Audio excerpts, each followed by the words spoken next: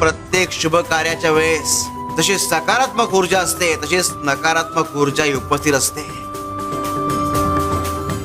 आणि त्याचे परिणाम वेगळे होतात. विघ्न म्हणजे तुमच्या आयुष्यातली परीक्षा आणि अशा प्रसंगी ज्याचा परमार्थाचा अभ्यास कच्चा तो बुडतो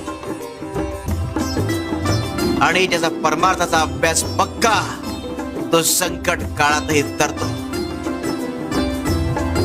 शिव हर शंकर नमामि शंकर शिवशंकर शंभो. हे गिरिजापती भवानी शंकर शिवशंकर शंभो.